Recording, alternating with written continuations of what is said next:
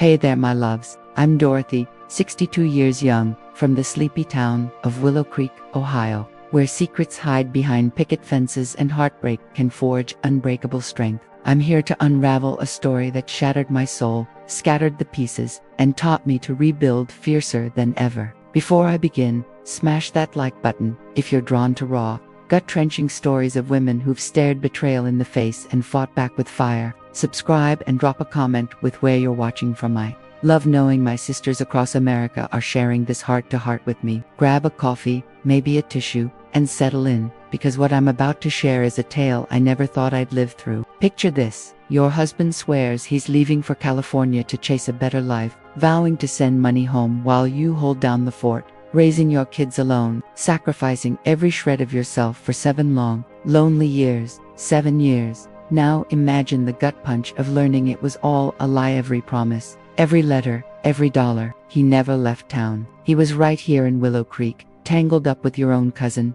sneering at your trust, mocking your love, day after day. That's my story, sisters, and it's a raw wound turned into a blazing triumph. When I peel back the layers, you'll see why every woman who's ever poured her heart into someone needs to hear this. What I endured and the vengeance I unleashed will prove it's never, ever too late to claw back your worth. Get ready, because this tale is a roller coaster of betrayal, deception, and tears. But it's also a beacon of justice, redemption, and a 62-year-old woman who declared nobody would make a fool of her again. My story begins in 1978, when I was just 16, living in a weathered farmhouse on the edge of Willow Creek with my parents and 5 rowdy siblings. We were a blue-collar family, scraping by on Dad's mechanic wages and Mom's back-breaking cleaning jobs for the town's wealthier folks. Life was simple but tough. Our dinner table often held more love than food. Back then, women like me had 2 paths: marry young or stay home to care for aging parents. Dreams of college or careers felt like fairy tales for girls like us. I met Richard at 17 during the county fair, where the air smelled of cotton candy and hay. He was 23. A steel mill worker with a grin that could light up the night and eyes that locked onto mine like I was the only soul in the world. Tall, rugged, with a laugh that made my heart skip. He was everything my teenage dreams were made of. I fell hard, the kind of reckless love you only feel when you're young and believe promises are forever. He painted a future brighter than our small-town reality: a cozy house, kids who'd go to college, a life where we'd never scrape by again. "Dorothy," he'd whisper, "with you, I'm gonna build something real." I believed every word, my heart too naive to question. We married when I turned 18, in a modest ceremony at Willow Creek's old stone church, surrounded by family and the hum of summer cicadas. My cousin Vanessa, 20, was there, stealing glances with her beautitol, with long, wavy hair and a laugh that drew everyone in. She was the family's golden girl, the one with suitors lined up like fireflies at dusk. I adored her like a big sister, always looking up to her charm and confidence. At the reception, she hugged Richard and said, "Take care of my little cousin, she's a treasure."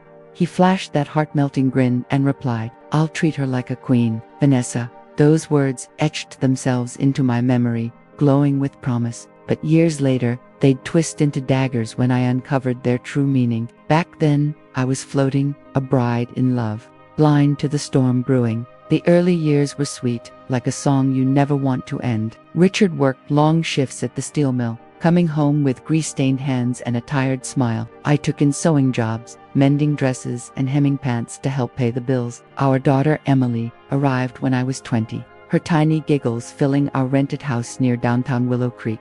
2 years later, Michael was born, a curious boy with his father's eyes. Our home was small, with creaky floors and thin walls, but it was ours, warmed by love and dreams. Richard was a devoted dad, tossing Emily in the air, teaching Michael to stack blocks, even helping with dishes after a 12-hour shift. Vanessa married Alan, a city clerk with a steady paycheck, and they settled in a nicer neighborhood, their house twice the size of ours. She'd visit, bringing hand-me-down toys for the kids or dresses she'd outgrown. "Dorothy," she'd say, her voice warm as honey, "when Alan and I have kids, they'll be like siblings to Emily and Michael."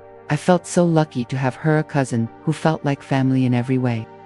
By the early 80s, Willow Creek buzzed with talk of men heading west. California was the promised land: construction jobs, tech startups, wages that dwarfed the mills. Wives stayed behind, raising kids, waiting for checks to arrive from Sacramento or San Diego. It was the sacrifice families made for a shot at something better. Richard started bringing it up over dinner, his voice heavy with ambition. Dorothy, the mills, barely keeping us afloat. Emily needs school supplies. Michael needs shoes. In California, I could earn real money, dollars that'd change our lives. I pushed back, my heart aching at the thought of him gone. We're managing, Richard. I don't want to raise the kids alone. But he was relentless, painting a future too bright to resist. Just a few years, sweetheart. I'll work hard, send money home. We'll buy a house, maybe open a little shop. The kids could go to private school. His words wore me down, and Vanessa, always at our family barbecues, backed him up. Dorothy, he's got a point. California's a gold. Time'll fly, and you'll be set. Her encouragement felt like sisterly wisdom, and I trusted her completely. By 1985, when I was 27, Richard had decided he'd connected with buddies who swore they'd hook him up with construction work in San Diego. The mill was laying off workers, and our budget was stretched thin. Emily was 5, Michael 3, both needing more than we could give. It's the only way, Dorothy, Richard said every night, his voice a mix of hope and desperation. We can't keep living like this. 2, maybe 3 years, and we'll have a new life. I cried myself to sleep, terrified of being alone, but I gave in, believing it was temporary. He'd work, send money, come back to us. He sold his tools, his beat-up truck, to cover the trip. I pawned the gold necklace my parents gave me for our wedding, each link a piece of my heart. On Friday, March 13, 1985, Good Friday, he left before dawn. He held me close, kissed me with a promise that tasted like goodbye, and said, "In a few months, I'll send money. Take care of the kids. I love you."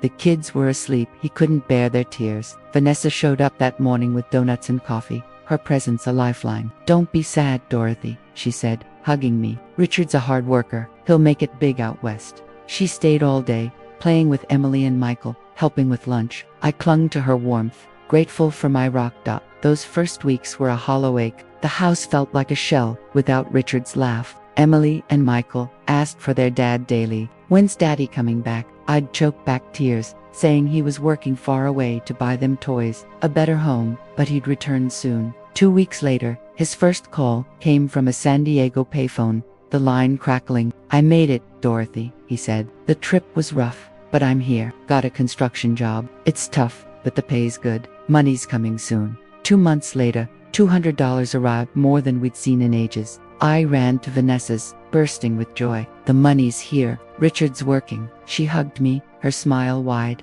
"Told you it'd work out, Dorothy." With that $200, I bought the kids new clothes, fixed a leaky roof, filled the pantry, and tucked a little away. I was so proud of Richard, grinding under the California sun for us. I wrote him long letters, pouring out updates on Emily's drawings. Michael's first words, how much we missed him. His calls came every 2 weeks, always from pay. He'd talk of long hours, a cramped apartment with other workers, missing my meatloaf and mashed potatoes. "It's worth it, Dorothy," he'd say, "for you and the kids." I hung on every word, picturing him sweating on a dusty site, dreaming of our future. Vanessa was my anchor, helping with grocery runs, watching the kids when I had to cash checks at the bank. Once, Emily asked her, "Why can't Daddy visit us?" Vanessa knelt down, her voice gentle. "Sweetie, when you're working far away, it's hard to come back. If you leave, you might lose your job, but he's saving to come home for good." Her words made sense. Her husband, Alan's city job, probably gave her insight into how tough long-distance work was. She said jobs like Richard's were hard to keep, so workers stayed put to hold their spot. The money kept coming, $200 every 2 months, sometimes with letters in Richard's familiar scrawl, describing the California heat, his co-workers, our dream house. I kept those letters in a shoebox under my bed, rereading them when loneliness clawed at me. Emily started first grade, Michael hit preschool, and Richard's money let me afford decent schools, crisp uniforms, quality supplies. My life became a rhythm of waiting for the next call, letter, check. I imagined Richard in a heartache, missing us as fiercely as we missed him. Doubt never crossed my mind. Why would it? The calls came, the money came, the letters came. Everything felt right. But looking back, there were whispers of something wrong I was too blind to hear. Vanessa always seemed to know when Richard's money would arrive. "Dorothy, hasn't his check come yet?" she'd ask, and it'd show up the next day, like clockwork. When I'd share something from his letters, she'd nod as if she'd heard it before. Yeah, construction's tough like that, she'd say, like she'd seen his world. I was too buried in motherhood, packing lunches, mending clothes, soothing tantrums to notice. I trusted Vanessa with my heart. I trusted Richard with my life. The thought that they were weaving a cruel tapestry of lies never entered my mind. The first year slipped by. By March 1986, Richard had been gone a year. Emily was reading picture books, her imagination blooming. Michael was asking sharper questions about his dad, his little brow furrowed. "Why doesn't Daddy send pictures?" he asked once, holding a photo of Richard from our wedding. The question hit me: no photos in a whole year. When I asked Richard on our next call, he brushed it off. "Cameras are expensive, Dorothy. I'm saving every penny for you guys. Why need a picture of this rundown place?" His practicality reassured me. He'd always been tight with money. The $200 kept coming every 2 months, steady as a heartbeat. I became a budgeting wizard. Rent, groceries, kids' expenses, utilities, with a small stash for emergencies. Vanessa was my constant, showing up when I felt drowned in loneliness, bringing candy for the kids, lugging heavy grocery bags. But I started noticing cracks. Vanessa always had extra cash, new dresses, shiny purses, fancy heels. Alan's city job was decent, but not that good. When I asked, she'd wave it off. Alan picked up a side hustle, or we sold some old furniture. Always a tidy answer. Their house transformed: 2 new hardwood floors, a bigger TV, plush couches. By the second year, I said, "Vanessa, your place is gorgeous." She smiled. "Alan's doing well at work." I was happy for her. No reason to doubt. Richard's calls stayed the same co-workers, same bosses, like a record stuck on repeat. At 18 months, I pressed for more. "Richard, tell me about your day. What do you eat? Where's the site?" His answers were thin. "Just work, Dorothy. Up early, cheap diner food, long hours, crash." Nothing to tell. No street names, no specifics. It gnawed at me, but I chalked it up to exhaustion and pricey payphone minutes. By year 3, 1988, the cracks widened. One evening, my sister Karen, visiting from Columbus, picked up Richard's latest $200 from the table and frowned. "Dorothy, these bills look too crisp, like they were just bought at a bank here. Money sent cross-country usually has wear bank stamps, creases." Her words sent a chill through me. Karen had worked as a cashier. She knew money. "Have you ever gotten a clear address from him? A photo? You think he's not in California?" I asked, voice trembling. She paused, choosing her words. 3 years. No photos, no details. It doesn't add up. I didn't sleep that night, my mind a storm of questions. Why no address? Why no names of streets, coworkers, anything? Why were his stories so vague? The next day, I went to Vanessa's to spill my fears, but she shut me down. "I've got company. Dorothy, let's talk tomorrow." I heard voices through the door, muffled but urgent. Her rejection was new. She'd always flung her door wide for me. That dismissal lit a spark under my doubts. That night, I spread Richard's letters across the kitchen table, reading them like a detective hunting clues. Every letter was written with the same blue pen. 3 years, same pen. Odd. The postmarks all from one San Diego post office. No job changes, no moves. Construction workers chase projects, but Richard seemed glued to one spot. My gut screamed betrayal. His next call came 3 days later, a Tuesday night. My heart pounded as I answered. "Hey, sweetheart," he said. "How are the kids?" "Fine," I said, steadying my voice. "Richard, where exactly do you live? What's your address?" A long silence. "Street names are weird here, Dorothy. Hard to pronounce. Just the area. You always say San Diego, but where?" Another pause. "Chula Vista. Your boss's name. Your neighborhood." "Dorothy, why all this? Something wrong? I want to know your life, Richard. 3 years, and I've got nothing concrete. It's boring work. Sleep, repeat. Can you send a photo? The kids miss you. Cameras cost money. I told you, 3 years, and not one picture." The silence stretched, heavy. "Richard, yeah, I'm here. Let's talk kids." That call left a bitter sting. His dodges were too blatant. A man working honestly could give something a street, a name. The next day, I poured my doubts to Vanessa. The call, Karen's warning about the money, the letters. I expected her to calm me, but she got sharp. "Dorothy, stop digging. Richard's working hard. Isn't the money enough? Isn't it weird no photos? Guys don't do sentimental stuff. Not even his boss's name. Maybe he's worried about losing his job. Her answers sounded scripted, her eyes dodging mine. Vanessa, help me investigate Richard. Something's off. Her face went pale, her voice shaky. Investigate. You're out of your mind. He's your husband. Trust him. That's why I need the truth. Don't stir up trouble. Dorothy. Her panic was a red flag. She wasn't just hiding something, she was scared I'd find it. That night, I decided to take control. I visited the bus station, asking about trips to California. The clerk said it took days. No special paperwork needed for domestic travel. Any passenger records, not unless there's a legal issue.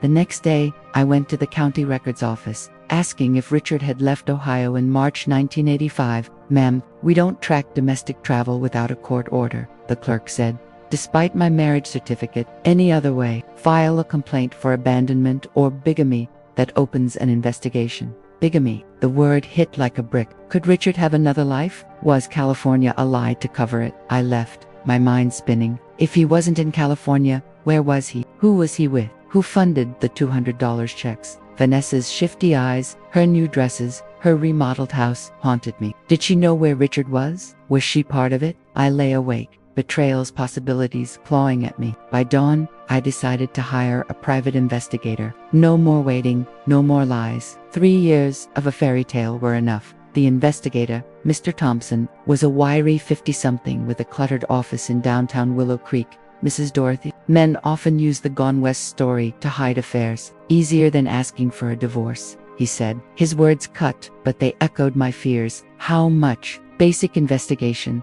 about $500. That was half my savings from Richard's checks. But this was my crisis. I handed over Richard's photo, social security number, birth date, and, with a heavy heart, Vanessa's details. You suspect your cousin. I don't want to, but her extra cash, her nerves, her telling me to drop it, they don't add up.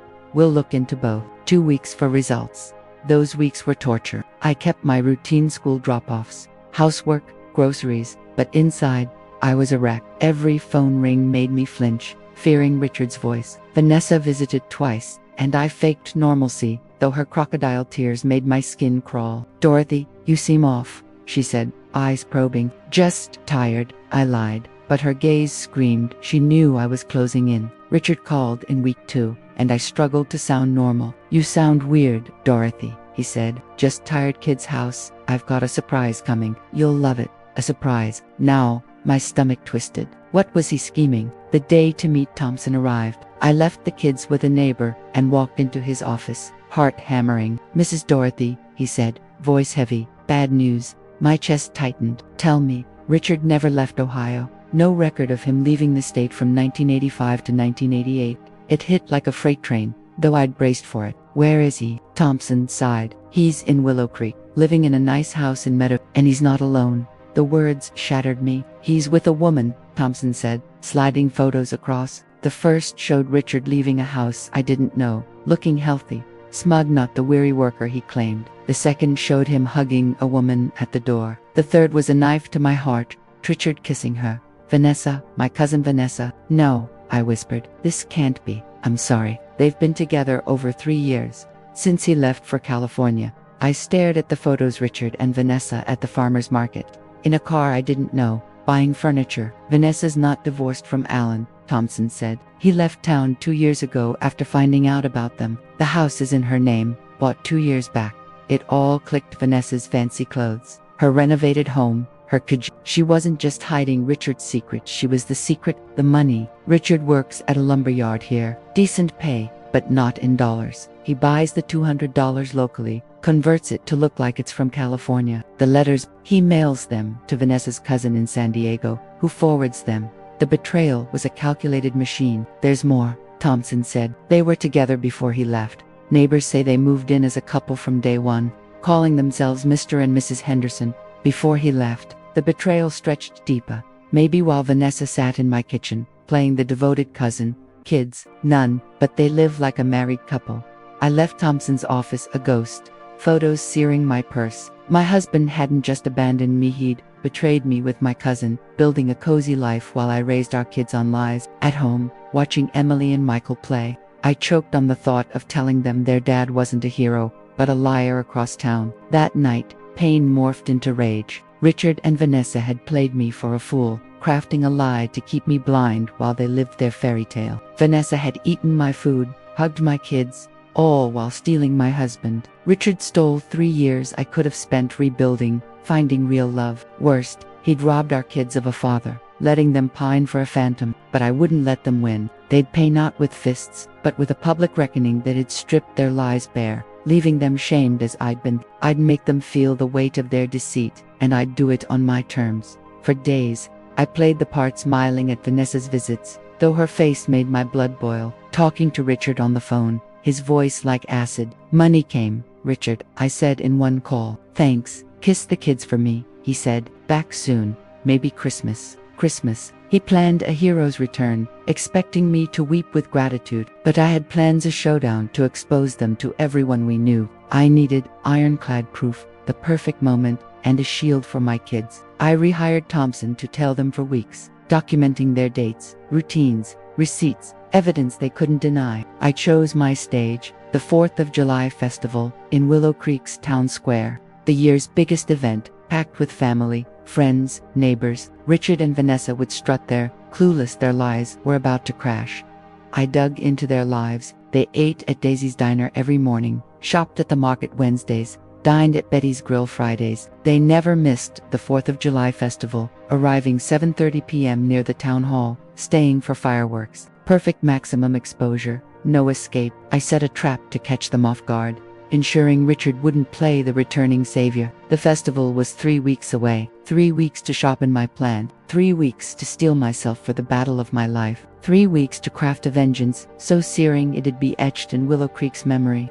I spent those weeks like a general plotting war. I hired a photographer, Mr. Daniels, for undeniable proof. Mrs. Dorothy, this is cruel even for my 40 years of seeing cheaters, he said. We'll get you bulletproof evidence. He shadowed them, snapping shots at the diner. Market Park kissing, laughing, living their lie. He got their house's address, their shared car, proof they were a settled couple, not a fling. I listed everyone who needed to witness their downfall. Mom, my siblings, aunts, uncles, Richard's parents, Vanessa's mom, Diane, all who'd pitied me or wondered about Alan's exit. I visited them, hyping the festival. It's gonna be huge this year, I'd say. Bring the whole family. My sister Karen, coming from Columbus, sensed a shift. Dorothy, you sound different, she said over the phone. You'll see why on the 4th, I replied, my voice steady with purpose. I mapped out the day. The festival had music mornings, food stalls afternoons, and a mayor's speech with fireworks at night. The crowd peaked at 8 p.m., ideal for confrontation. I wrote a speech, rehearsed it until it cut like a razor, leaving no room for their lies. I met a lawyer for divorce papers. Serve Richard the day after the festival, I said, and I'm suing Vanessa for emotional distress. Ironclad case, he said. Adultery, abandonment, fraud.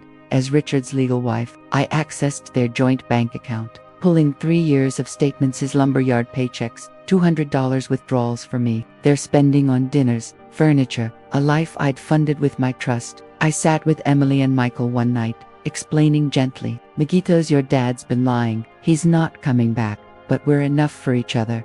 Emily, 8, cried, understanding too much. Michael, 6, felt my strength. Mommy's happier, he said. I got a haircut, a navy dress, new shoes, not for Richard, but to stand tall, a woman, unbroken. 2 days before the festival, Vanessa visited, her smile fake as plastic. Going to the 4th, she asked. Yup, with the kids, I said, masking my fire. Yeah, we'll be there. Let's meet up. Oh, we will, I said, knowing her world was about to burn. The night before, I laid out my arsenal: photos, bank statements, travel records, proving Richard never left Ohio. For the first time in 3 years, I felt like a warrior, not a victim. No more waiting for a ghost. I slept deeply, ready to reclaim my life.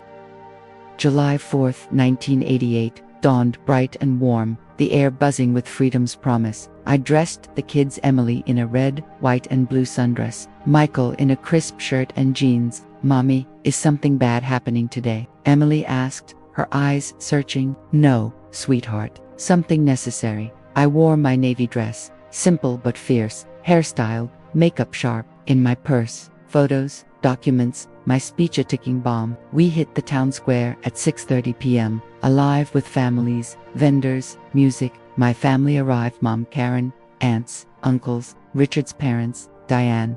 "You look radiant, Dorothy," Mom said. "Big day," I replied, my voice edged with steel. By 7:30, everyone was near the town hall. Right on cue, Richard and Vanessa strolled in, hand in hand, dressed to impress. Richard in a beige polo, Vanessa in a gaudy red dress. They looked smug, untouchable, oblivious. My heart thundered, not with fear, but with fire. This was my moment. I handed the kids to Karen. "Watch them, you'll understand soon." I marched toward Richard and Vanessa, steps firm, resolve unbreakable. At 5 yards, Vanessa saw me, her face draining to ash. She elbowed Richard, whispering frantically. He turned, eyes wide with panic. They knew I knew. The crowd hushed, sensing a storm. I stopped 2 yards away, voice ringing out. "Hey Richard, how's California treating you?" He froze, mute. "Hey Vanessa, how's Alan?" Back from his mysterious trip, she stammered, voiceless. People leaned in, my family closing ranks, confused. "No, hello," I said, louder, drawing eyes. "After 3 years, Richard, 3 years of working hard in California," he mumbled. "Dorothy, I can explain." "Explain what?" I snapped, flashing photos. Richard and Vanessa kissing, shopping, living their lie. "Why you told me you were in California when you've been here, shacked up with my cousin." Gasps rippled through the crowd. My family gaped, stunned. I tossed bank statements at their feet. "Or why you sent $200 every 2 months to keep the lie while spending your real money on this house." I turned to Vanessa. "Or why you sat in my kitchen, playing the loyal cousin, while stealing my husband." The crowd swelled to 100, whispering, snapping photos. Diane pushed through. "What's happening?" "Your daughter and my husband have lied for 3 years," I said, handing her the evidence. "Richard never left. He's been with Vanessa, pretending to be my hero, while I raised our kids alone."